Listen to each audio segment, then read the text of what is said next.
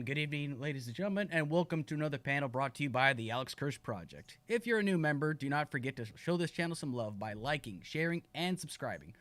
Also, feel free to leave me some comments in the comment section, and if you have any questions throughout the panel, feel free to drop them and I'll read them as soon as I get to them. The purpose of this platform is to exchange ideas and see where our points of view differ and, however, where they are the same. While debate may be an eventuality, I ask the panelists to please be respectful of the other panelists, and it is preferable for there to be no insults. Discuss the issue, don't attack the person. Without further ado, I would like to take the time to welcome some of my panelists this evening.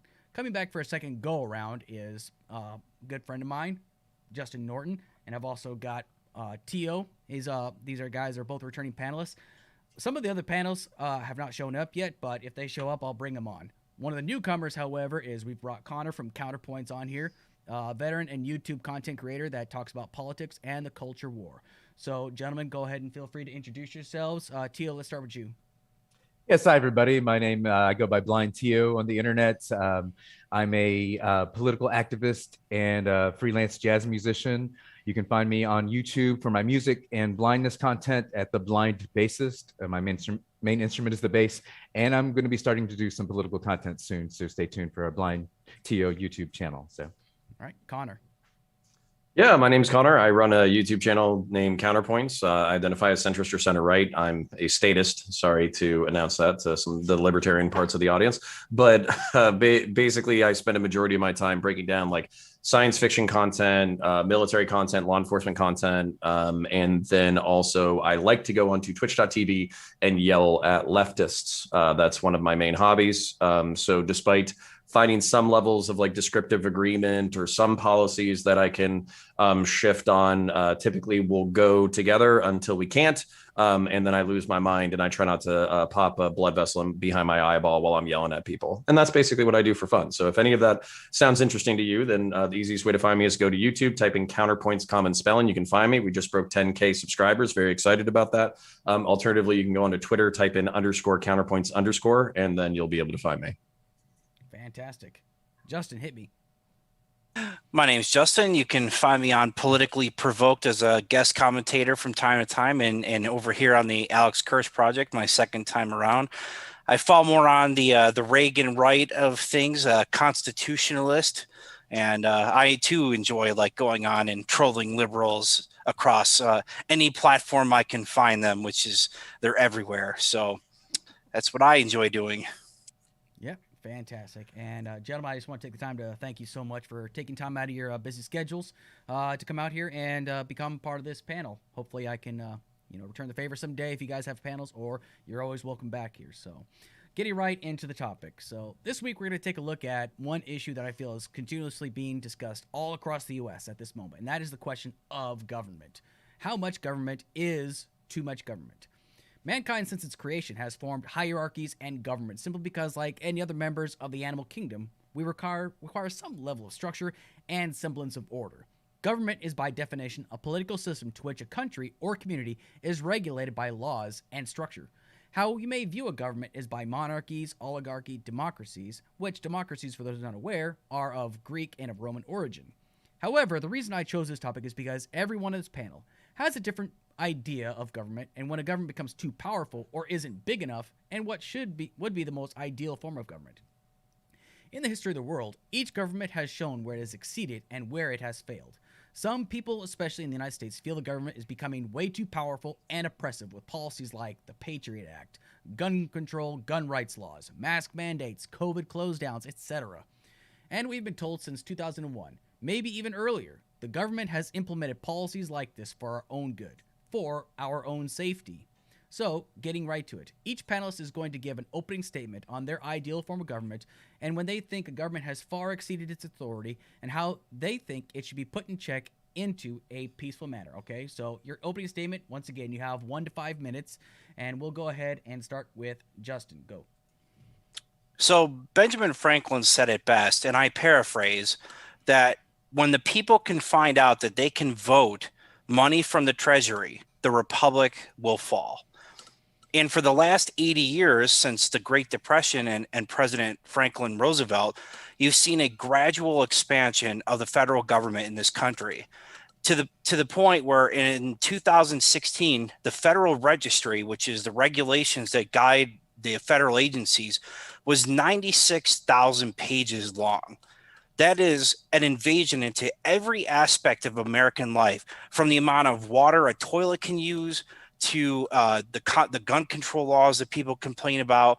And now we have things like these COVID restrictions where the CDC is having the powers to prevent, people being evicted for rent. This is not something the founding fathers had envisioned. Now, I'm not against all regulations. I'm not an anarchist. That's where a lot of the people on the left think that Republicans believe in no regulation.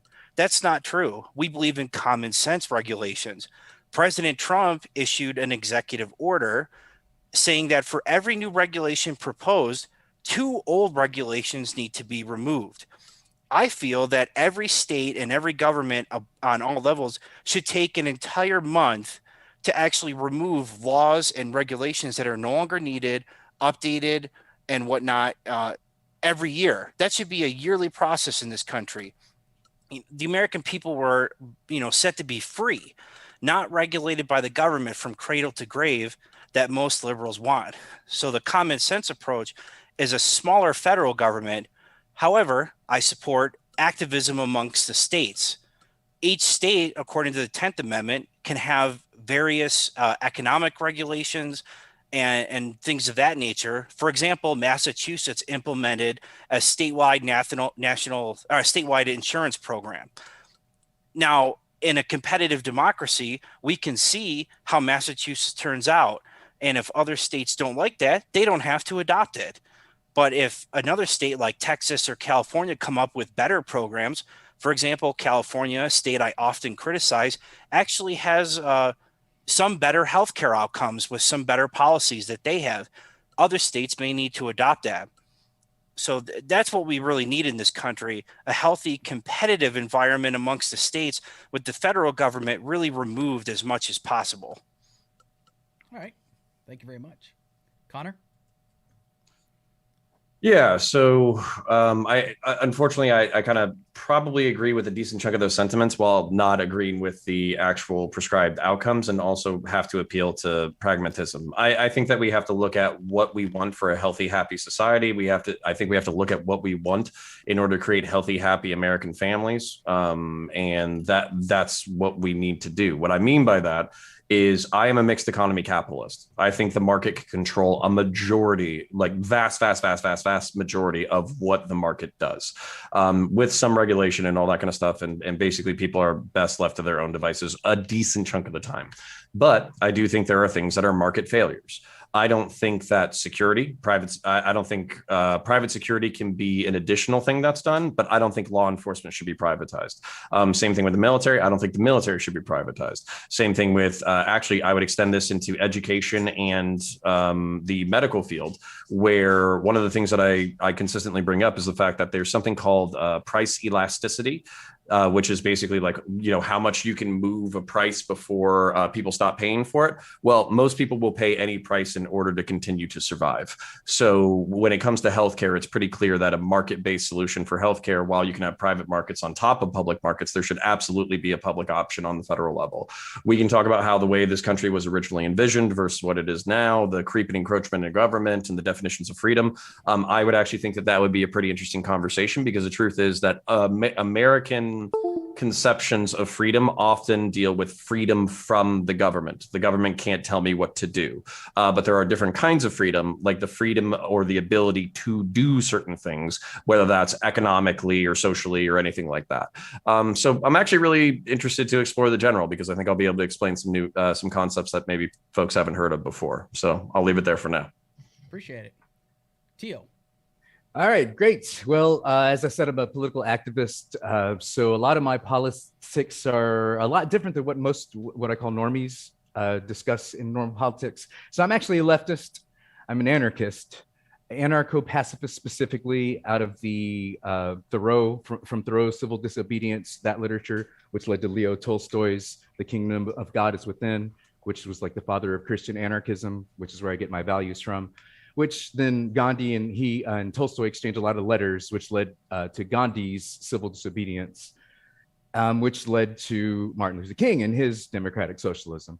So even though I consider myself on the left, and both these gentlemen also describe themselves very similar to what the founders were envisioning, I also, Thomas Paine is my favorite founder. And I think that his system that he envisioned, and including his works after Common Sense, but also his work during the French Revolution, were talking about government by consent of the governed. And a lot of Rousseau, I don't know if we want to get into social contracts. I don't know how deep into political science we want to get into, or just more, pragmatic issues. But basically, most people don't even understand what anarchists strive for. It's not anarchy. In a sense, it's hierarchies only by deserved hierarchies. So we want to tear down any hierarchies that are undeserved. We believe power corrupts, and that the person in the higher station has the burden of proof as to whether they deserve that station. And if they cannot meet that burden of proof, that hierarchy should be dismantled, which in the American system is a very anarchistic system, because we elect the people, and if they don't meet the burden of proof, we elect someone else. There are some things that have happened to our system that have usurped the democracy. But then also, if we want to talk about the political science or the philosophy of it, I also like to think about Aristotle, because he talked about 3 different types of positive governments and 3 different types of negative government. And they kind of have different meanings from the words that we use today. But he said monarchy, or we would call it benevolent monarchy today, was the good, where one person ruled with interests of everyone else. And the bad of that is tyranny. And then it's aristocracy, which is supposed to be ruled by the best, or the aristocrats are supposed to be the most socially highest, right? And then oligarchy is the bad form of that, where it's a small group of people ruling for their own interests. And then he had policity, which is what we use when we say democracy today, which was a group where a majority were the people voted for the whole, and democracy was the bad one, which was a small group of people voting for their own interests, as opposed to the interests of the greater society. So what we think of in our modern parlance, democracy is what Aristotle was talking about, policity. And what Aristotle said is for a democracy not to fall into chaos, or not to fall into where those that have less vote to get more from those that have more. It would make most sense for there to be as much equality as possible. Like the ideal would be a bell curve, where there would be just as much ultra rich as there are ultra poor, and everybody else would be mostly in the middle. That way, most of the interests of all of society would be voted for. So I'm a big fan of Aristotle on that. And I think that these gentlemen, if we went back 100 years, would consider themselves leftists, because labor in America was always on the left. Eugene Debs, W.E.B. Du Bois, or Du Bois, how he pronounced it. And I don't know why we have forgotten that, like, federalism versus nationalism, the federalists are on the left compared to the nationalists. So I know they, love to dunk on liberals. I also like to dunk on what I call bleeding heart woke skulls, because I think anytime that we engage in identity politics, that's a Machiavellian play by the ruling class, the owner class, to keep the working class from uniting.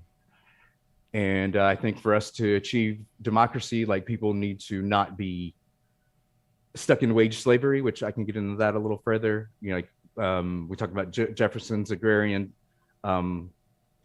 liberty and Thomas Paine's agrarian justice, some things I'd like to talk about. So look forward to the panel. Thanks for having me back, Alex. Absolutely. Anytime. All right. Fantastic. So since we're a little bit shorter on panelists today, and unless they start showing up, originally I was going to ask a question and you'd be given 3 minutes to answer. But since the panel's sitting what at, we can go up to 5 minutes. I've got 5-minute timers, okay? So we'll go ahead and go right into the questions, okay? Now, after everyone's answered their questions, if anybody wants to do any follow-on, let me know, and then we'll go from there, okay? We'll just kind of adjust fire. So first question, okay? And the first question is going to go to Connor. Should a government implement a policy even if it affects the freedom of movement for their society? Yeah, I mean, that absolutely depends. If we're talking about, like, the ability to move from state to state, yeah, there's absolutely cases in which freedom of movement should be restricted. Immigration is definitely one of them. National security is definitely one of them. Terrorism is definitely one of them, depending on the market. So, drugs in particular, I know that everybody wants to decriminalize and, legalize drugs and all that kind of stuff. I can get on board with some of that stuff, but I still think trafficking of hard drugs is absolutely something that should be controlled. So I am completely okay with border controls. I am completely okay with common sense regulation of movement. That being said, I think the market is best, when it's left alone for the most part. So I think people are best when they're left alone. So what has to happen, this is going to kind of tie into my economic takes too. You have to prove that there's some kind of failure that free people are making in order to exercise some kind of authority over them. And on top of that, it can't be like a perfect, we're looking for a perfect society in which no drugs get anywhere. That's obviously not a case to basically start doing, drug checkpoints at every single state border or random searches of vehicles or anything like that. I think the American constitutional framework, where we have the Fourth Amendment basically saying that the government shouldn't mess with your stuff, unless they actually have a reason to. I think that's a really good spirit of the law that we should follow. So yeah, there's obviously motivations for it, but I think the powerful have to articulate why any of that stuff needs to be done. And that I think everybody here is kind of saying that you need the consent of the governed. I completely agree with that. If we don't have a government that cares about the consent of the governed, I don't even know what we're doing. All right, appreciate it. Teal, what do you think? I in my ideal world, and I can talk ideology or we can talk pragmatic, practicality. Ideally, no, the government would have no control over freedom of movement. The government that governs least governs best. Thomas Paine, I'll quote him a lot, but he thought that the main idea of government was more to regulate those would-be masters of industry that could use their economic wealth to cause themselves to gain more political advantage. That way they get laws passed for them. And even like talking about hard drugs, and I can understand, trying to find some ways socially to make hard drugs something that's more difficult for people to engage in. But at the same time, you got to think what it causes is black markets. We look at the prohibition of alcohol, and that just led to more crime.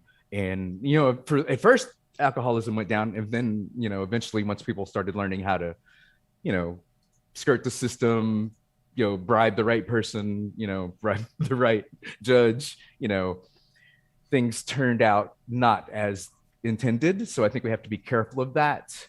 It's funny, one of my band's records, my old band Free Radicals, was called Freedom of Movement. Plug for that. You can find it on all the places. But yeah, I definitely think that if the government wants to try to restrict people's freedom, like it should be something that is agreed on by consent of the governed, like Connor said.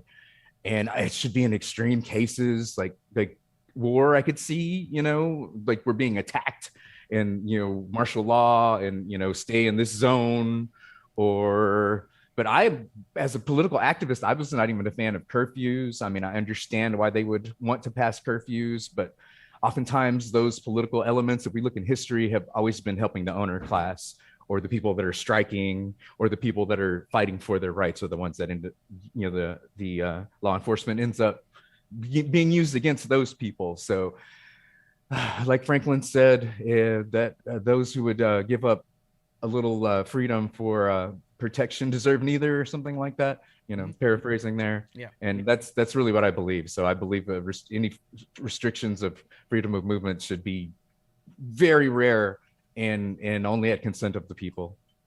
Certainly. I got you. All right, Justin, what do you think? So only one class in American society have freedom of, or restrictive movement, and those are prisoners, and that's where it should stay. I actually believe things like residency requirements should be struck down as unconstitutional. It's not my fault that the city school systems that some city destroyed, that I moved out of, now forces me to move back into to live because I'm a police officer there or something like that. I concur with the other two panelists that really freedom of movement can only be restricted under extreme emergencies where it's been presented to the public for the justification. For example, in the peak of the COVID pandemic, I was in Maryland at another duty station performing some government work, not classified or anything crazy like that. I was just fixing some computers. and they were serious talk of locking down the airlines. But, where was the science really to support that? Now, it never really emerged, but there was a big threat and everyone was in a big panic about, leaving. They told me to leave immediately and come back home. And instead, I went home to New York instead, where it was, COVID was rampaging all over the state. But again, the government needs permission from the people to impose those kinds of measures. So I agree with the other two panelists. Only in the extreme emergencies, police intervention, things like that, should the American people ever be subjected to, not being able to travel wherever they want to go. Okay, so like a quick follow-on question then for everybody. Do you think like that then the people, they feel like they are being restricted by their rights, and anybody can answer at one point. If any point, do you think if the people are like, wait a second, something doesn't seem right here, do you think the people should have a right to question it? Yes, General Assembly. That's one of the course. one of the things in First Amendment, definitely. And I think we don't exercise that enough. That's what I love about I mentioned him before, Henry David Thoreau, because at his time, people were, when the president was elected, you're not supposed to argue, you just should wait till the next election. And his pamphlet or essay called Civil Disobedience says, no, if your government is doing something unjust, it is your duty as an American to stand up to that injustice. So, all right, wait, one of our panelists is jumping in. So we're gonna bring her on. This is Nia Moirai. Alan Morgan has joined the meeting over. We'll just let her just jump right on in. All right. Fuck my. Nope. There we go. Hey, how you doing, Neil? Pretty good. All right. I love that I just doxed myself too. Yeah, you want me to change it real quick? Everybody ignore that. Give me 1 second here. All right. Yeah, I'm so used to using this for work, and then I just jumped off. It's like, whoa. Got you covered. I already fixed it for you. So go ahead and introduce yourself real quick, and then I'll ask the first question, and just once you introduce yourself, then you can kind of give me your idea of a ideal government, and then I'll ask you the first question that I asked everybody else. So go ahead and introduce yourself, please. All right. I am Nia Moirai. I am a Twitch streamer at twitch.tv/Nia Moirai. I often do panels. I talk about economics, politics, how we could sort of bring the really, really insane far left people a bit further to the center, and how we could bring the absolutely batshit insane people on the far right a little bit closer to the center. I used to identify as center left, although ever since moving to Singapore, the party that I'm with is center right, and we heavily promote civic nationalism, and in general, people have been freaking out about that. Okay. Dope. So, well, most people don't know the difference between civic nationalism and other types of nationalism. Sorry, I didn't mean to interrupt. That's all right. So, essentially, like, what would be your idea of like a government, essentially, like, in about, if you can sum that up in about 3 minutes, that'd be awesome. And then I'll ask the first question to you then. Okay, so a government, the perfect government system for me would probably be one that, okay, it's going to be a mixed system economy. It doesn't interfere as much as lefties want it to. Like, I don't want governments going in and just stealing businesses from owners and giving them to workers. I do believe that government should provide healthcare for people. I believe that there should be basic government housing. I'm a little bit split on where I stand with things like housing vouchers or like Section 8 in America. Mm-hmm. I do believe that like every other country in the world, we should actually have a 2-year mandatory service in any armed forces or civic duty that you can potentially participate in, if possible. And in general, I think that voting should be mandatory. Okay. All right. So I've asked everybody else this first question. So, and you'll get 5 minutes to answer this question. So the first question was, should a government implement policy even if it affects the freedom of movement of their society? Go ahead.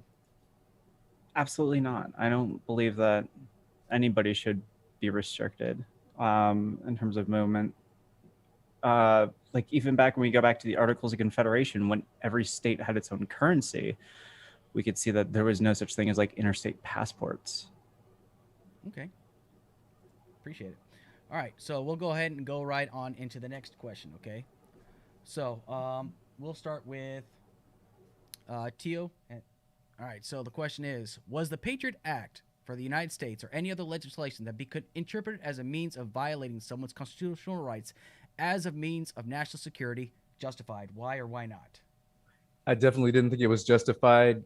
I don't think it's justified now. I didn't think it was justified then. It was one of the things we were protesting back then. The leftists were very against the Patriot Act. And honestly, we looked at even like the events of Afghanistan. We thought that should have been handled more like a law enforcement, like a CIA kind of thing, not actually necessarily bringing the whole military force against terrorism as opposed to against nation states. Like I thought it was a ploy by the military industrial complex class to start their forever wars that they had been trying to start but they had a little hitch in the road when Vietnam and the people spoke up and said, hey, we don't want to send our young men to die for the military industrial complex. And they snuck it in again. They snuck the forever wars in on us, 20 years in Afghanistan. And I was against that. Like I don't want to repeat my paraphrase of Franklin, but I definitely agree with that it was unconstitutional. It was un-American to call for those, and the way they demonized, some of the whistleblowers is pathetic to me. Those people are our heroes, talking to us about how our government is spying on us. But oftentimes in the media, especially, they're treated like criminals, which and the people should, be fighting for those people's freedom, And that's my take. Okay. Neil. You muted still. Yeah, honestly, when it comes to the Patriot Act, I'm a firm believer in the notion that if you give up a little bit of freedom for security, you get neither. There were definitely things that we could have done that weren't absolute intrusions into civil liberties of people. The FBI and the CIA obviously had knowledge enough of the terrorist attacks on 9/11. Nobody happened to do anything about those. And I don't believe that the fact that they failed to act on the information they were given justified massive breaches and expansions of the NSA. Okay. Connor. Yeah, happy to be getting into some disagreement already. So, so the really what I would have to see is basically like obviously Patriot Acts, the surveillance state as we know it, they're kind of contingent on FISA warrants. Unfortunately, a lot of these things are opaque. They're not things that we can take a look at. And they say that they're opaque because they have to protect us. I think that in order for us to truly know exactly what's going on and if these breaches are abuses, we would actually have to see how the warrants process was conducted. And maybe, 10, 20 years from now, but maybe not 10, 20 years, maybe going back to the early thousands, maybe after 10 years, FISA protection should be, basically reduced, and we should get to learn how these things are being used and abused. The only way that you can fight basically a authoritarian breach of basically civil rights or civil process is if you're aware of it. Unfortunately, right now the process seems pretty opaque.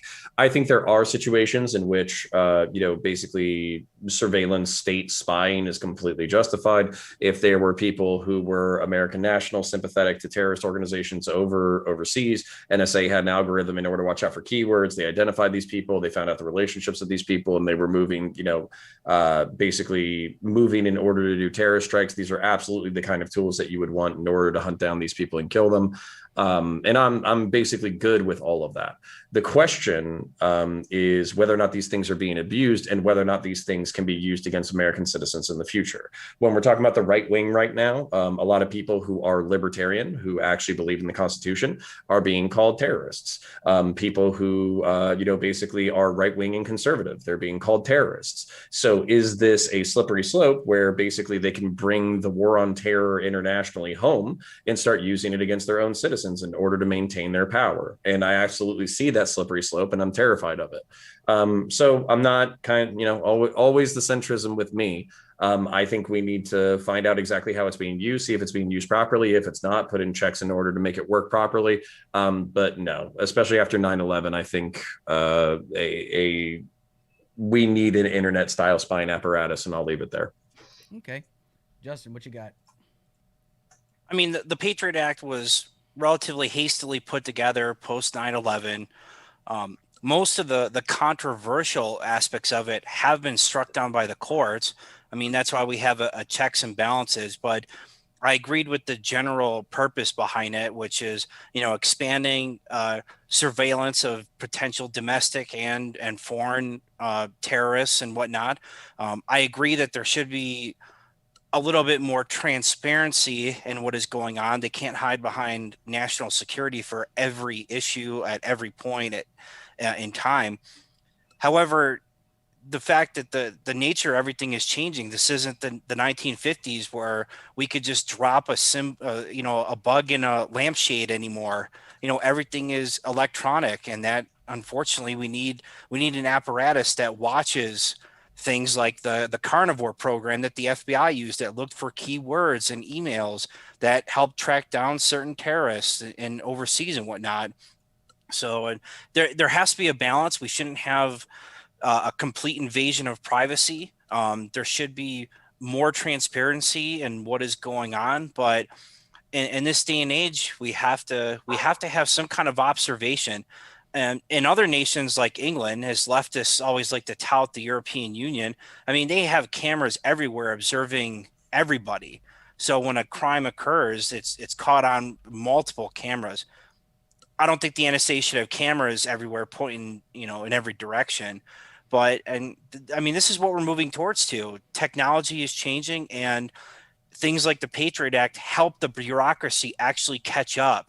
Which part of my earlier thing about, too much government is that government should actually sit down once a year and look at updating and looking at different regulations to improve them with the course of time. And the Patriot Act has been modified numerous times since its original passing and struck down. A lot of it struck down by the courts. But it was just renewed again by both Democrats and Republicans up for a vote. I believe I don't know if it's past 2021 yet because it was up for renewal, but it's lasted 20 years so far. So both parties apparently agree in certain parts. Of course, as Connor said, now the Democrats are all about the Patriot Act because they're calling conservatives such as myself that supported President Trump terrorists and whatnot. So now they're just trying to use it against us. I agree. Can we open this up a little bit? Yeah, go ahead. Yeah. Because there's a lot there.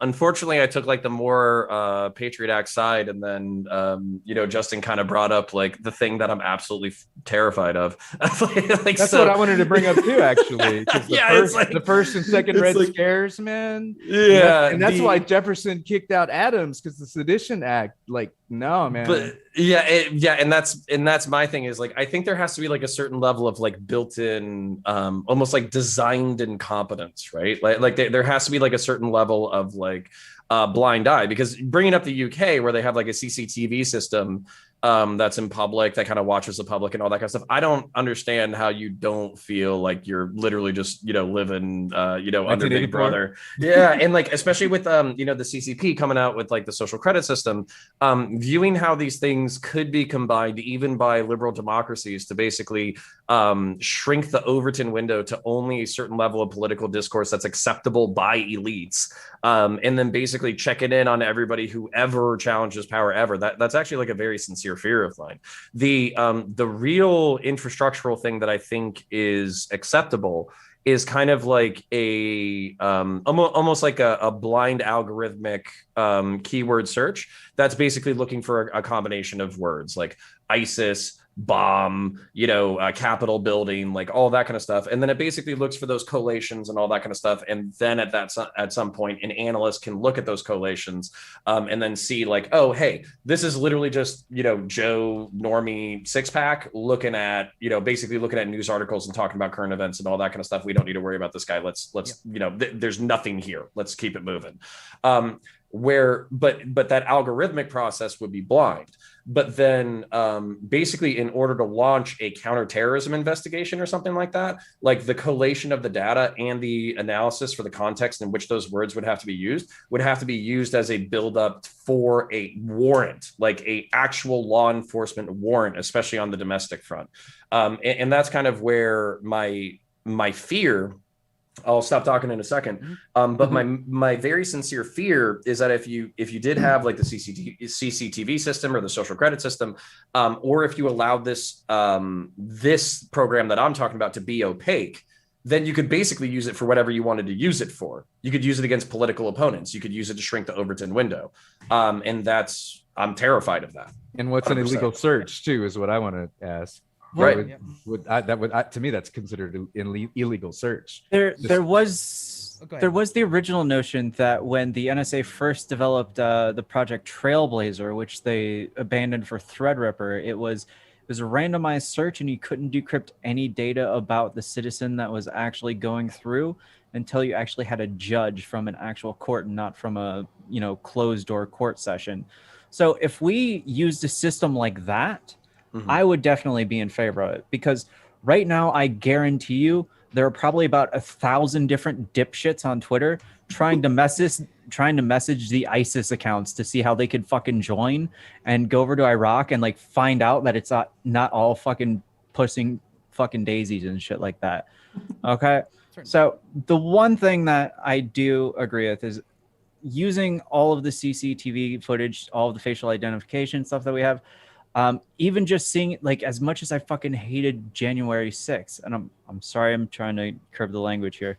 It's okay. But as much as I disdain what happened on the 6th, the fact that we're going through and literally using computational photography to piece together people is absolutely frightening, because what's to stop that from just identifying you from like, oh, your meter was over for 5 seconds, so now you're getting automatically dinged. Can I make this even worse real quick? Go about 30 seconds because I gotta move. Yeah, so New York Police Department, and I want to say it was like Chicago or someplace else. They started using those robot dogs, right, in order to clear rooms. Awesome. Cops don't have to take any risk, and the public is interacting with unaccountable robots. That's great. And then another municipality started using the robot dogs with an eye scanner, allegedly to start scanning the eyes of the homeless to see whether or not they were infected with COVID. Wow. And this is like all of my nightmares coming together really quickly. Well, Tio brought up a very interesting point, and I hadn't thought about asking this question, but I feel it's very relevant. After the Boston Marathon bombing, there was actually federal agents and law enforcement that was just going from house to house, actually looking for the Tsarnaev brothers. Now, at any point, the government can say, "Oh, well, there's a national security threat. We have to go search through your house." Do you think at any point, and I'll just go Tio, Connor, Justin, and then Neo, and then you can just answer real quickly, if at any point, for the sake of national security, a terrorist threat just took place, we have to search your house, even though you know for a fact this person's not in there, is that like when you feel like, hey, something's not right here? They're basically just making any reason to come through our house. So go ahead, Tio. I would feel that it's an infringement of the Constitution. I would. Connor? Yeah. So for me, I'm good with it, because you're not going to have a city left if like a bomb goes off and destroys dirty bomb goes off and destroys half the city, right? But here's the thing about that: anything discovered during those non-constitutional searches should not be usable in court. Literally, I don't care if they find like $1 billion meth lab. Sorry. You get away with this one. Have fun. Justin? I think when people see something like the Boston bombing and then the police are going through the neighborhoods, I think generally the neighborhood would agree with the police search. I agree with Connor, though. If they find something else illegal, that's not the why that they're there, and they would probably have to let it go. So that's where I would stand on it. I mean, they're looking for a specific person or persons. I think everything else should be off the table. I mean, you went through enough barrack searches. I mean, they know you're in the military. What kind of weird stuff did you find? Now imagine being in day-to-day society, what you're going to walk in on, some lawnmower attached thing, vibrating in the living room. Yeah, I'm going to pretend I didn't see that, and I'm going to go look for what I need to find. All right, Neo. All right, controversial opinion here. I agree with Connor, and I know that Supreme and Zonia are watching this, so it's going to trigger the hell out of Supreme. But I believe that if a terrorist attack has happened and there are fugitives actively on the loose, that should be counted just as well as it does for when fugitives escape prison. You're looking for people who are at large, and if it comes to the fact that you believe that there is reasonable suspicion that they are in your backyard or they're in your garage or they're, for example, in the Boston bombing example, hiding in the boat in your backyard, the police should absolutely be allowed to go through and search. They have probable cause. They're on a manhunt. They're looking for people that just got them blowing, limbs off people. What's to stop the next thing from happening where somebody wraps like americium in tinfoil and then next thing you know, half of New York's got cancer? Very fair point. All right, move on to the next question. Okay, now that we got more panelists, we're going to kind of take down the answers to about 3 minutes. But if you need a follow-on, just let me know and I'll add another 30 seconds, okay? So this first question is going to go to Neo. Would society be better off under a theocratic government, whether it was Christian, Catholic, Muslim, Jewish, etc.? Basically, if there's an entire country or state that runs strictly as a theocracy, the church, whatever religion is in charge, do you think a society would be better off in that regard? In all honesty, I don't believe that any religion should have any specific kind of that's kind of like a meme because I'm Singaporean and American. Obviously, I'm Tajik, so everybody thinks that I'm in favor of Sharia law and all this shit.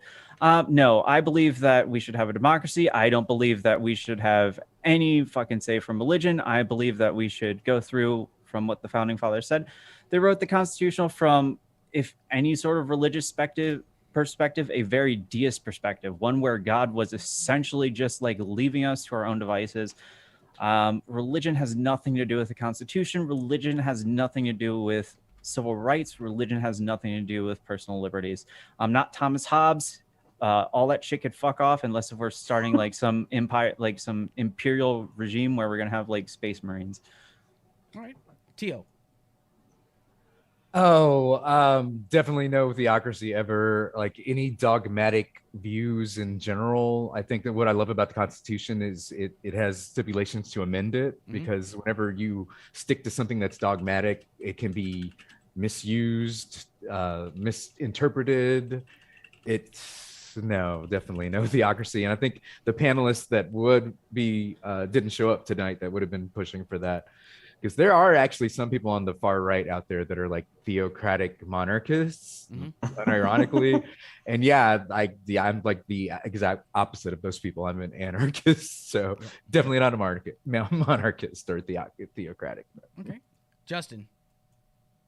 No, I'm definitely not a theocratic form of government or a dictatorship or a monarchy. I support America as a representative republic. However, that being said, that's the form of government. As far as cultural cohesion, having a common language or a similar religious background does help in keeping the culture intact because you have similar views, similar values. So if the United States was fully 100% Protestant or fully 100% Catholic, you would definitely see better cultural cohesion than what we have now. However, there's no real way to get there because I believe in the free exercise of religion, so you can worship whatever you want. Okay, Connor. I think I'm tearing up a little bit because I haven't heard anything insane over the past 120 seconds, and I'm so used to it. Like I'm just it's just like I'm so happy. Quick, let's change our answers. Yeah, so no, not only no theocracy, but hell no. And I'm a civic nationalist, so I basically think that there should be some very firm rooted principles that we care about when it comes to America in particular. I think what I boiled it down to was freedom of speech and freedom of conscience, the right to self-defense, including the right to defend yourself against your own government, and limited government, meaning that when the government creates rules, it has to abide by its own rules. I think these are beliefs that anybody who wants to come into our country has to subscribe to. And if they don't want to subscribe to it, then they can pound sand someplace else. They can go create their own little theocracy wherever the hell they want. If they want to start, throwing sand and creating an island in the Pacific or the Mediterranean, I don't care. Go do it someplace else. That's not our bag. So yeah, hell no. And like I'm having feelings right here. All the feelings. There we go. Yeah. Fantastic. Anybody else want to add on to it, or can we proceed on to the next question? I'm ready to go. All right, excellent. So this next question is going to come to Justin. Is there any country, in your point of view, that's doing government the correct way, and should the U.S. emulate them, or is the United States doing government the correct way in your assessment? Go ahead. The United States is doing it the best way. A representative form of government with our Constitution in writing is the best way to go. The founders wanted a very slow moving national government. That's why it does take years and years to really pass bills that would change fundamentally the way society looks at government. In England, their Bill of Rights is not even written down. They just kind of make it up as they go along. And even though other European countries have constitutions, historically, the conservative side has been a large authoritarian type government. That's what Europe was founded on, monarchies and kings and queens and whatnot. The United States had a unique form of government. A representative republic was so new that when the founding fathers put it together, they didn't know it was going to last. I mean, we were at war with the British in the War of 1812, only 40 years after really the founding. And then the Civil War just 50 years later. So it was no guarantee we were going to survive. But I feel that this is the best form of government we could possibly have. There's other parts and aspects of other forms of government. I don't really agree with mandatory voting. I feel that voting is a right, but you can choose not to vote. National healthcare systems that other states support. I mean, we can have a raging debate about that and other things that other forms of government do, but representative republic is the way to go. Okay. Connor. Yeah, I don't think anybody is doing exactly what I want, because what I want is a little bit different from probably the way anybody has ever conceptualized government anywhere, because I'm really trying to synthesize the arguments of, like, I don't know, half a dozen different political philosophies. Mm-hmm. So what I would say is rooted in libertarian or liberalism, that should be like the beginning, is like individual rights. But we have to move into communitarianism, where we basically care about the collective as well. And so that's where like the civic nationalism comes in. And also, I think we have to be honest about when there's market failures. So for me, as I mentioned previously, like I think healthcare, education, healthcare, and security are three things that I don't think should ever be done by the private market. The private market can help, they can do more, but the government are the people who should do it, because you shouldn't have a profit incentive when it comes to these industries specifically. And so basically what I would say is the closest thing that exists on the planet is maybe like Switzerland, because they have like a decent, they're mixed economy capitalist. They have a decent distributive social safety net, but then they also have state issued assault rifles. So that's based. Awesome. Yep, the base terms. All right. Speaking of base, Tio, hit me next. There's like Connor said, there's not any government that's existed long term, especially that would kind of have my ideals. Like, to me, I think of anarchism as a system, not necessarily an end goal. It's, always questioning authority, not necessarily like freedom's not free and it'll never be free. And, even a benevolent king today, or a great representative today, could become corrupt tomorrow. So you always have to question authority. What I love most about the American system is the Bill of Rights, especially, the right of the press, free press. That's some things that other places in Europe don't have as much. I think Americans take it for granted. The free press, the right to assemble and petition the government. Like they're not even really allowed to do that in the UK and Australia. And but there's some things that I do, like, I'm not against like mandatory registration for voting. Like if you want to just hand in your voter registration card empty, that's fine too. Like you have that right, but I don't see a problem with that. But, some things I think Australia does better. Sometimes I think a parliamentary system might be better than the Senate. I mean, I think a lot of big problem that when the founders started the nation, democracy was brand new, representative democracy and republics were new, it's mostly monarchies. So there was a little, they put in some fail safes because, a lot of the people were uneducated. That's why Jefferson wanted people to, be their own landowners and be self-sustaining, because they would have to be competent, because he wanted, more people to be competent to have a successful democracy. So they put some fail safes in the three great compromises that Madison kind of thought up. And I think that we need to think about getting rid of some of those and having, now that we have modern education system or public education, I think it is time for us to think of more direct ways of democracy. Like, I love recall elections. I have seen nothing wrong with that. Like, if somebody's, a month into their term, like, what's his name? Or 8 months, Turtle. like Joe Biden. Well, yeah, well, that too. But like Turtle, man, like, he was taking the fall for a lot of hard right stuff because he knew he wouldn't be up for election for 6 years, right? Mitch McConnell, yeah. Mitch McConnell, yeah, he was doing a lot of stuff like that too. And yeah, Biden too, but yeah, sorry. And just getting to more, more transparency, more direct democracy, more bottom-up democracy, more federalism, less, more balance of powers, less strong central national government, more like federal, municipal, more power there, balance, each other more. Okay, excellent. Alex, can I follow on one thing? Let Neo go first, and then you can follow on. So, Neo? Gotcha. Yeah, I would love to be the resident non-American simp. I would love to say that America has the perfect, most amazing, most awesome structure ever, and go on and sound like I'm Bastier or something.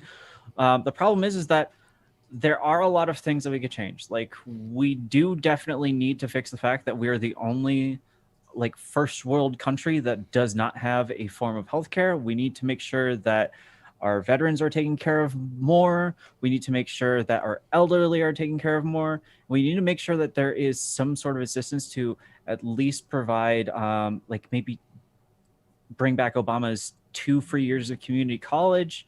I do enjoy the Constitution because it puts a lot of emphasis on the local level. A lot of people like to ignore the fact that, the local level is extremely important, and that you could go to basically any city meeting and sit there and yell at somebody until they shut down something that you don't want. But in general, no, I would have to say there's a lot of things that we need to fix. We need universal health care. We need we need basic safety nets. And also, we're the only country on earth that guarantees you the right that if somebody comes knocking at your door, you don't have to say anything. Everybody focuses on the fact that you could say anything that you want. And I feel like we never focus on the fact that you could actually say nothing. And I think that speaks a lot for the Constitution that we have. The fact of the matter is that people found a lot of ways to get around it, though. Okay, fair. All right, Justin, go ahead. So I actually do think one shit should change, but not the actual structure of the government. But I actually feel the president and the members of Congress should sit like they do in the UK, where the president's in the middle with his party behind him and the opposition party in front. Because I really love watching members of the Labour Party get up and just start screaming at the prime minister for his failures, and the conservatives booing behind him. I really enjoy that. And then even in some Eastern European countries, they're beating each other up. And we need more of that in Congress these days, not this polite stuff. But I think that would change. That'd be a nice change. Any additional thoughts to follow up with that, or are we ready to move on to the next question? I would follow up. Is actually Franklin got that idea from the Iroquois, because the Iroquois, the Haudenosaunee, as they call themselves, would watch the Americans doing, because they were upstairs in the First Continental Congress, Samuel Adams especially loved the Mohawks, so he would go upstairs and ask them what do you think we could do better, and that's one of the things that the Iroquois said, is that people talking over each other, that they're not actually listening, and kind of what Alex is talking about the blood sports. So I don't know, I kind of do like that we have some decorum and one person speaks at a time, but maybe it's my indigenous blood. So no, I completely get that. So all right, so one of the this is the second to last question, so and we will start with Tio and then Neo. So okay, so this question: is the U.S. doomed to fail on its current system of government with a two-party system? No, not doomed to fail. There's always going to be a left and a right. When people, I'm really big into political science and political literacy. And that's one of the things I want to start on my podcast, or that I'm starting soon, is actually talking about what left and right is. To me, right is the current hierarchy, or you support the current hierarchy, and left is you want to dismantle that current hierarchy. Like I'm talking about, that's how anarchists view things. Like, is that hierarchy just? Does that hierarchy need to be dismantled? People on the right think that hierarchy is just and want to continue. People on the left think something about it needs to be dismantled.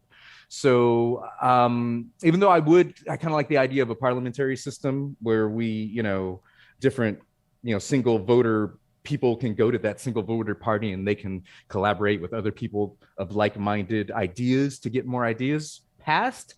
Like, I could see that being a positive thing, but that kind of already exists, because we have, in history, we had it more. In history, we had, conservative Democrats and liberal Republicans. Like, more and more, we've gotten more polarized lately.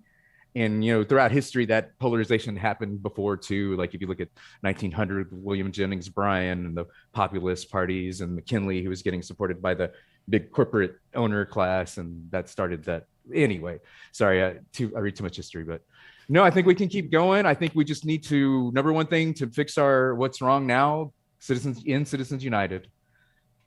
Okay. Corporations should not be able to allow to donate to politicians or political campaigns. They're buying and selling politicians. They were already doing it. Now it's legal, and they're doing it ridiculous. But also make corporations not have the same rights as natural people. They have only privileges, which can be revoked. And people over profits. Yay. Peace. Yay. Sorry. No worries. All right, Neo. Okay, so I want to say, through the lens of history, it's not ever doomed to fail. We've had a two-party system essentially since the second president of the United States on forward. And if I wanted to predict going forward, it's probably not going to change soon. The only thing that kind of makes me want to say that I'm a little bit less confident in that prediction is that you have the Democrats that are moving more towards the center in some ways, but also moving more towards the far left in other ways, like embracing Krugman's like neo-Keynesian policies for the economy. And then you have like the mainstreaming of Republicans believing in shit like monarchy and like, oh, all of the white people are going to die on Fox News every fucking night. So we're either going to see a party where the Democrats sort of become the centrist party, and there's the sane Republicans that end up forming a new one, and then it's just the batshit people that form the new John Birch Society. Or who knows, maybe we actually do come up with some sort of weird combination of like Twitch politics IRL. Who knows? Either way, it would give me an aneurysm. Absolutely. Connor. Dang, did my sucked in breath drag you over to me? Yeah. Oh man. So it's absolutely not a foregone conclusion that we can't operate within the dynamics we have right now. If anything, I think that Twitch, social media, caucuses, all that kind of stuff, it actually gives politicians better access to their own constituency and to the American public as a whole. So we could do a lot of cool things that previous generations couldn't, live town halls, live, AMAs, like all that kind of stuff. You're already AOC and Dan Crenshaw and kind of generation doing these kinds of things. And I do think that is probably the future for positive or negative. The thing that scares me, Neo just alluded to, is that I'm afraid that 20%, this is the most like civil and sane debate I've had in months. So basically, let me know if my connection goes out. It looks like I'm but please continue. Yeah. So basically, this is the most civil and sane debate that I've had in months.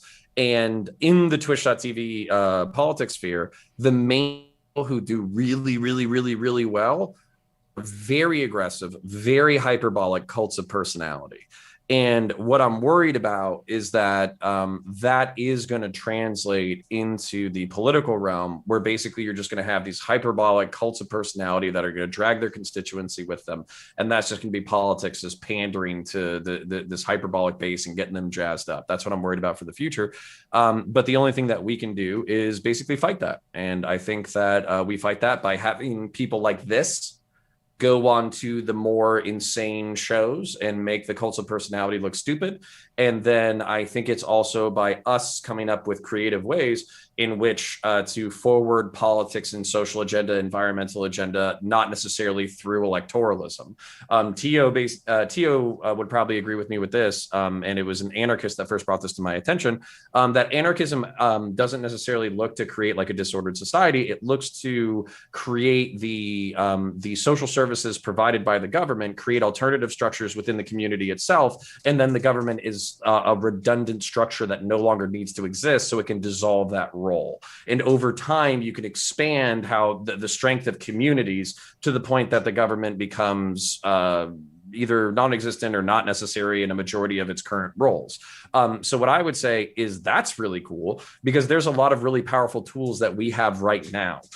Discord is an incredible tool. Social media is an incredible tool. Zoom obviously is an incredible tool. These are all things for us to basically communicate, create communities both online and IRL, and come up with solutions where we're not waiting for some, I won't swear, some guy in DC to save us from ourselves. And unfortunately, I think that's a lot of what people are waiting on, even within these cults of personality, is they want to take all of their emotional and financial energy, they want to export it to a savior, and then they want that savior to save them instead of taking that energy and putting it into something more positive that's local. Preach it. Completely fair. Completely fair. Justin. Well, sorry, really quickly. Okay. Anarchists and libertarians line up almost one for one with this motivation and this line of thinking, and then I'll leave it there. Okay, completely fair. Yeah, that's a good assessment though. So, Justin. I don't think we're doomed for failure in a two-party system, but under the current course trajectory, we will fail. We'll probably descend into, a second civil war or something else. I mean, the Democratic Party to me has lurched so far to the left with its wokeism and CRT and its general like anti-white rhetoric that if you're a white heterosexual male, that you're immediately a bigot or a racist. There's going to be issues. To me, the Republican Party hasn't been conservative enough.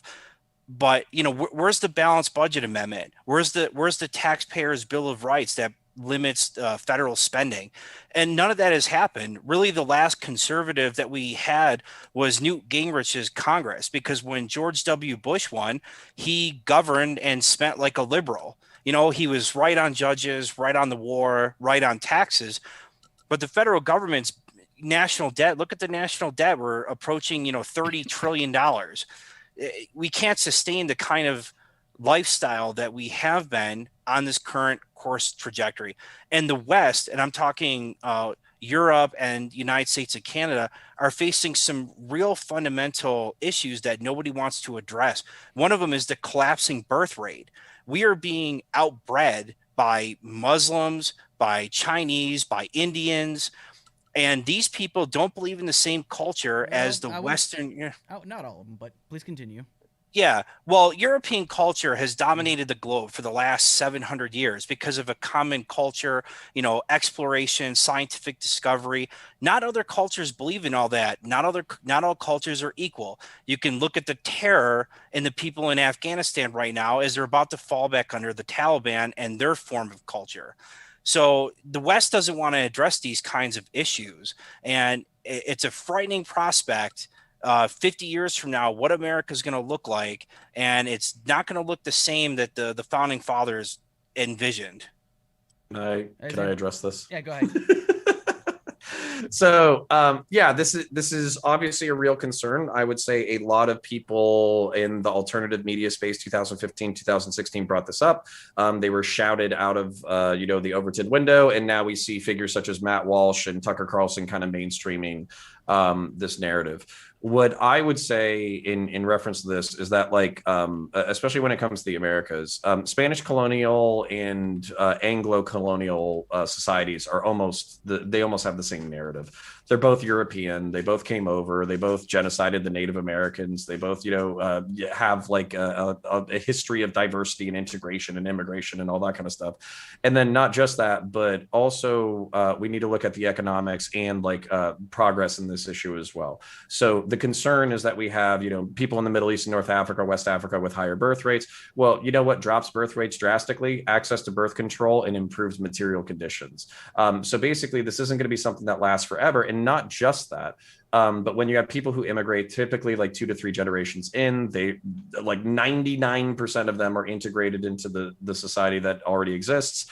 And then not just that, but if we look at these other countries and we start improving the material conditions in these other countries, then we're probably going to see a similar demographic shift. Not only are we going to see a similar demographic shift, but this similar demographic shift might be necessary for the salvation of the planet. What I mean by this is when you shift to a higher level of material consumption and carbon consumption, you basically have a larger environmental footprint. Global warming, I hate to inform the audience, is probably real. Basically human displacement of other species and killing other species is probably real.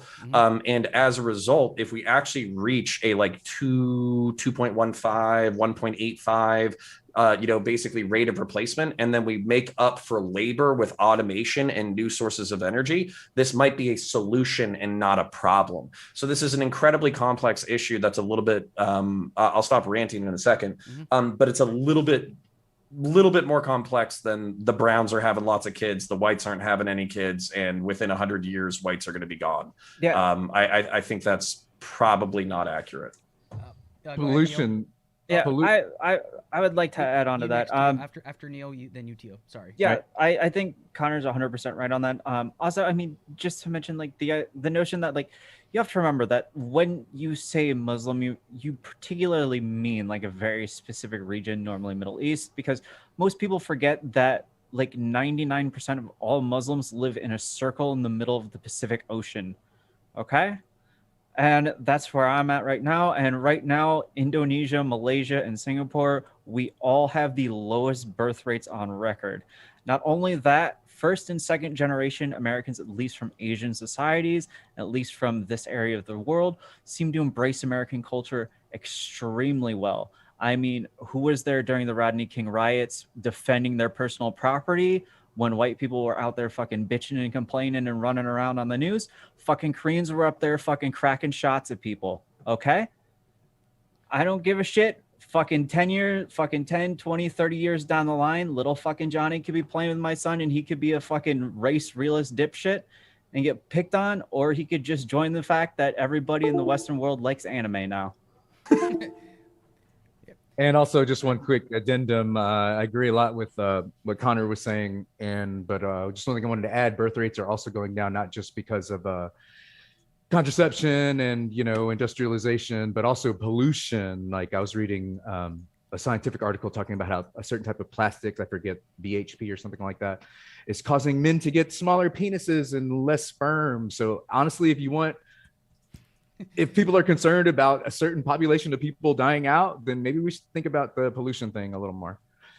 Just thought I'd point that out. There's probably a lot that plays into the whole low birth rate bit, but I'm not. That's a wholly different topic for a different time. Well, so. no, It's called people signing up for Twitter. No, no, I want to address this because so basically this is where I understand like. Liberals and leftists and progressives, they hear people being concerned about cultural shifts and demographic shifts, and they just scream it down. And I think that's unfortunate because basically, like, there's a real anxiety here, right? Back in 1965, I want to say it was like 85% of the United States was like European, like Anglo or surrounding Northern European based immigrants, with maybe like a 13% population of Black folks and like a 2% population of Hispanics. We're now up to like 24% Hispanic. I think we're up to like 10 or 15% somewhere in there. Asia might be at like 5%, but I think it's supposed to grow pretty rapidly. And then basically Black folks have been maintaining steady at like 13%. So by 2050, Anglo Anglo-descended European folks are going to be like 49% of the population. So this is a real anxiety that people have, that basically we're not going to be able to maintain our culture. We're not going to be able to maintain our economics. Things are going to fall apart because we're letting people in who don't understand it. Don't understand the currently existing culture, basically. What I would say is that we have experienced these things in the past, particularly with Irish immigration and German immigration. You can actually read Benjamin Franklin saying that he's very concerned with the rate of German immigration because he's afraid that it's going to become a German country, not an Anglo country. And what I would say is that, number one, we've dealt with these things in the past. Number two, we shouldn't commit seppuku yet. Number three, it could be really positive. Number four, especially when it comes to Central American and South American immigration into the United States, you probably have a lot more in common with these people than you think. And I think that's important to stress to a lot of people who are on the further right, because there's panic. There's anxiety, and they can't talk about it. It's not acceptable within the Overton window. And every time they bring it up, they just get called racist assholes.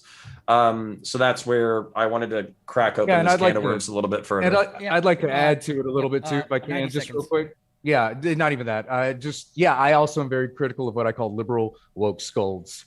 We should be having our rhetoric should be uniting people, not dividing people. So when they go on their critical of yes, I whenever you hear people talking about identity politics, be careful, look up. Don't punch out or kick down, punch up, because it's somebody above you manipulating you to their will. You know what I'm saying?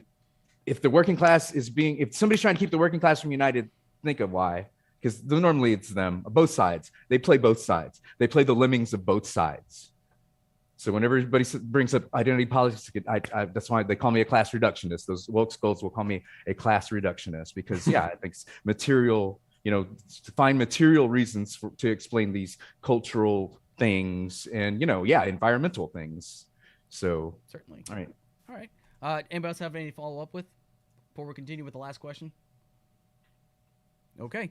So the last question. Okay, this is a little bit more of a personal answer in regards to this, but this is more of like, what's the one thing that you actually fear the most from your government, and what's the one thing you actually have the most hope for your government, like the most positive thing that you can think of? So let's go and start with Connor. 3 minutes. Yeah, so the thing that I'm most fearful of is that I've kind of been like really slow on the climate change thing, very slow to consider it anything worthy of caring about. The limited research that I have done does look like it's something worth caring about, and it could severely impact the way that we live within the next century. Now, it's not going to kill us all. It's not going to kill all of humanity, all that kind of stuff, but it makes stuff really uncomfortable. I'm worried that because, as we mentioned, that politicians like to be bought. They don't like to think ahead, especially in democracies. The fights, the horizon is just 4 years. It's not 50 years or 100 years.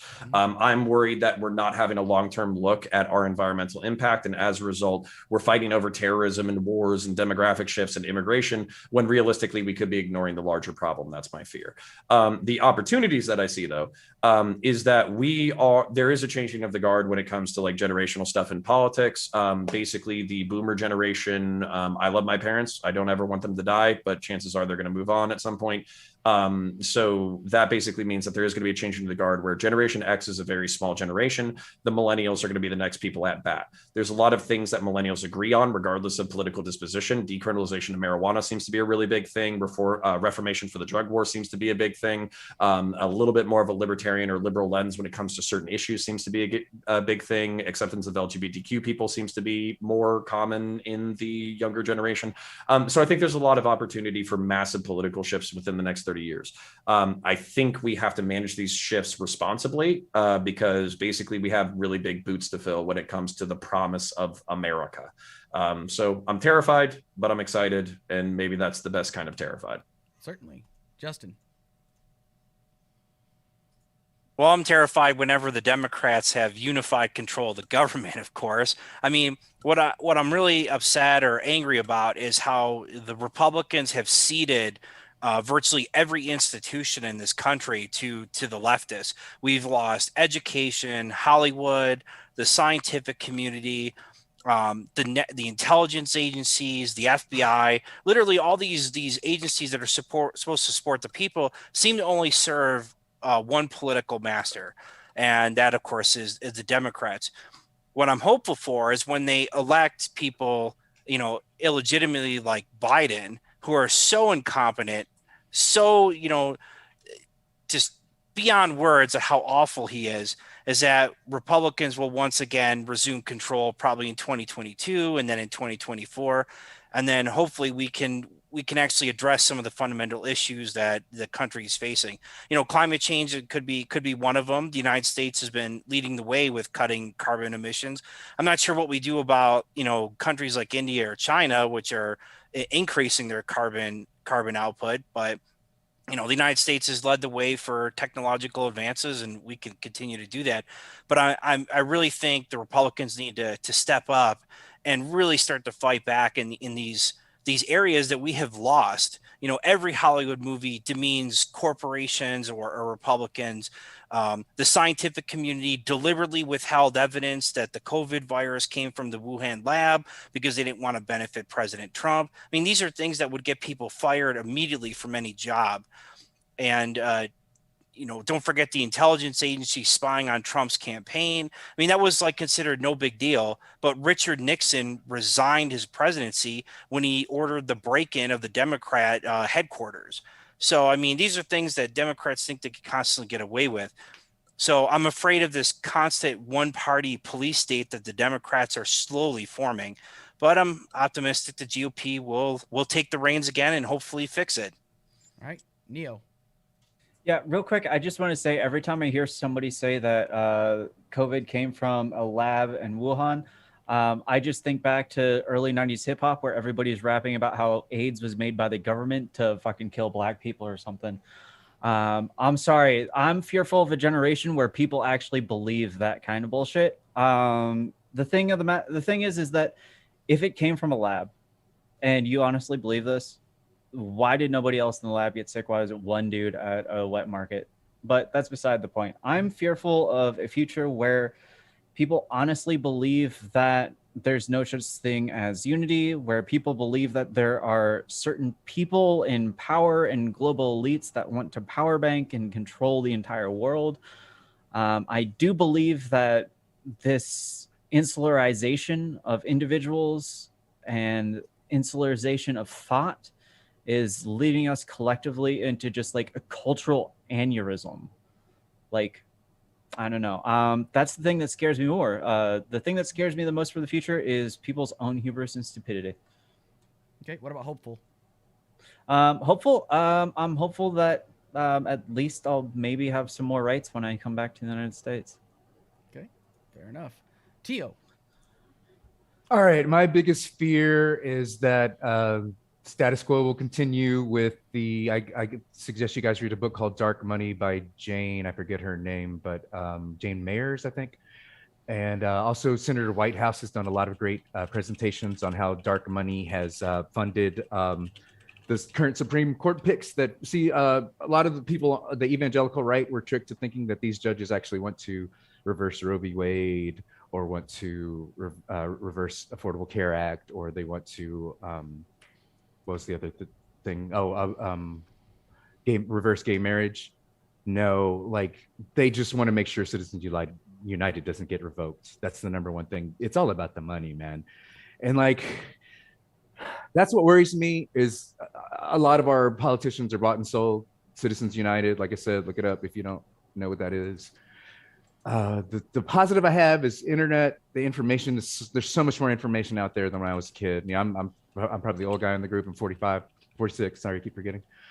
There's so much more information. There's so many more people, like the Twitch. I know there's some toxicity with the Twitch community, but I've never seen so many people reading theory, and I've been an activist for 25 years. So I think there's some good that will come of it. I think sometimes it takes, it took the Great Depression for the working class to, because back then we had two strong socialist parties in the US. We had a strong Communist Party and a strong Labor Party. It takes the people rising up to get the politicians are the last line, right? Mm-hmm. The corporations think they can be the puppet masters, but the people have the power. we got out of Vietnam because the people, the military industrial complex wanted to stay. The politicians wanted to stay. The people, like Nixon literally parked buses nose to head around the White House because the people were coming. Mm-hmm. So, and I'm an anarchist pacifist. Like, I don't believe in violence, but I do believe in, general, assembly, tell your grievances to your government and educating the working class. I'm for worker cooperatives. I'm for less people having too much economic power leads to too much political power. So I'm afraid that and I do see people on the far right even waking up to realize that the political power is causing issues. I'm trying to unite the working class. Like I said earlier, don't punch out or down, kick down, punch up. Make sure these moneyed interests, like we're voting, like a lot of the people on the right, they ironically loved a New York real estate billionaire trust fund baby. What? That makes no sense to me, guys. I'm sorry. Like, we need to start voting for working class people who've had working class experience, who, actually care about the people and not, come up in these insular worlds where they don't know real life. They like the newscasters, especially, like they don't live in reality, and that's why the class struggle isn't as upfront. So, all right, appreciate it. Anybody else have anything to address before we go into final thoughts, or are we good? Straight. All right, fantastic. So we'll go ahead and go into final thoughts. I just want to take the time to thank the panel for giving me their points of view. I felt like this was very constructive. So when it comes down to final thoughts, Justin, we'll start with you on your final thoughts. Just go ahead and talk about like how you felt about the panel, good, bad, ugly, the whole nine, or what you think, what you learned from it. So go ahead. I felt the panel was great. I mean, seemed like there was more consensus than disagreement, and what we disagreed on, nobody was really too far off. I mean, there's genuine issues brought up, genuine concerns, a lot of good theory and history and founding fathers. I mean, all good stuff. So I would definitely do it again with each and every one of them. Excellent. Thank you. Tio. Great panel. Final thoughts is, it's great that I love this platform you're giving us, Alex, like making sure we're not just talking over each other, giving everybody a fair chance to get their opinion, letting people respond. I think that's excellent. I'm so glad that everyone on this panel is a freedom-loving American, not a monarchist, pro-dictator, pro-fascist, or pro-authoritarian communist, red, I can't stand those red commies either. I call them authoritarian socialists. I'm a libertarian socialist.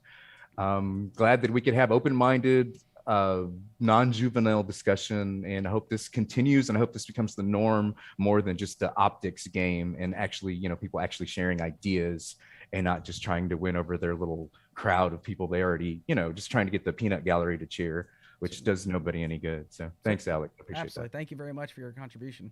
Neo.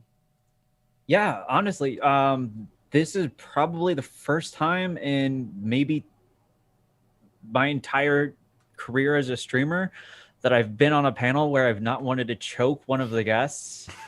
Unironically, this has been a really fun time. I definitely do this. It's been really nice. I'm glad that we could have a civil conversation among adults and not resort to ad homs and just sit here and yell and scream at people.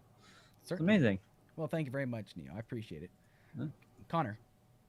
Yeah, so no, I love that. It's fun. The only thing that I would say is we got to break open some of these cans of worms and these sore spots. Mm-hmm. So that's kind of where what I appreciated about the format is it's not so much like, hey, that guy just said this, so you're bad for this reason and this, that, basically having the opportunity to articulate like a fully formed idea and then have people respond afterwards or whatever is very productive. And then on top of that, I just needed this. But this is like I needed this for my soul. But this is unfortunately probably like eating vegetables. Okay, you need to do it.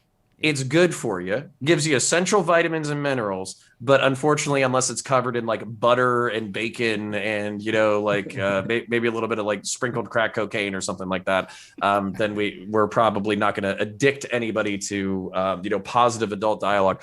But I do want to say this. It's absolutely needed. And on top of that, this was my first opportunity, because typically on a panel show, if anybody talks about like demographic shifts or immigration or anything like that, it's instantaneously, it's just racist, shut up. Let's not talk about it. You believe all this evil shit and you need to shut up right now. And that's what we do on twitch.tv all the time. So actually having the opportunity to have somebody bring up what I know are real concerns on the right wing, and then be able to address it from like a more like tactful perspective that I feel like I've researched a lot. I literally, I'm still feeling like butterflies, like right here. And I got like little tears in the corners of my eyes. So it was beautiful. Yeah. Thank you. Well, I appreciate that. Basically, like usually I don't usually talk too much, but usually with final thoughts is what I say. So once again, thank you so much for all coming here.